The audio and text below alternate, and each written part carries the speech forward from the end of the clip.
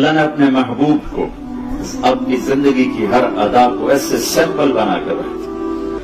میں آپ کو اپنے نبی کا حلیہ ایک حدیث سے بتاتا ہوں۔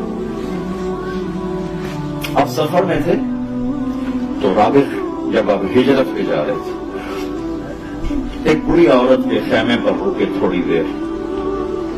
جب آپ تشریف لے گئے تو اس کا خامد آیا تو پوچھا وہ کون آیا تھا، یہاں کوئی لگتا ہے کوئی آیا تو اس نے چند الفاظ میں ہمارے نبی کا حلیہ بیان کیا کہ میں نے کیا دیکھا، یہ اس نے بیان کیا۔ تو کہنے لگی رأیت رجلا ظاہر الوضاء ابلج الوجه حسن الخلق لم تعبه فجلة ولم تزر به سعلة وسيم قصيم في عينيه دعج في أشفاره غطف في صوته سحر في لحيته كثافة في عنقه سطح أزج أقرن أكح الأحور إن تكلم علاه البهاء وإن سكت علاه الوقار۔ آپ کو ترجمہ تو سمجھ میں نہیں ہے لیکن ردم سمجھ میں آئے کہ نہیں ہے؟ کیا موسیقی ہے، الفاظ میں کیا موسیقی ہے، کیا ردم ہے، کیا نغمہ ہے۔ وہ کہنے لگی اپنے خامن سے کہ میرے آقا میں کیا بتاؤں، مجھے یوں لگا، میں نے ایک شخص دیکھا، مجھے یوں لگا جیسے 14ویں کا چاند کپڑے پہن کے زمین پہ اتر آیا۔ مجھے ایسے لگا کہ چاند ہی انسانی شکل میں ڈھل کے زمین پہ اتر آیا ہو۔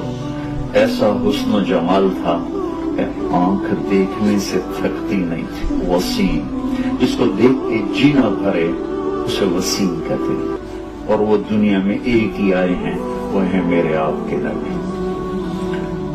وسیم، جتنا دیکھو دیکھنے کا شوق بڑھے۔ حسین سے حسین چیز مل جانے کے بعد ختم، اس کا قیمت ختم، حسن ختم، کشش ختم۔ وسیم کسے کہتے ہیں؟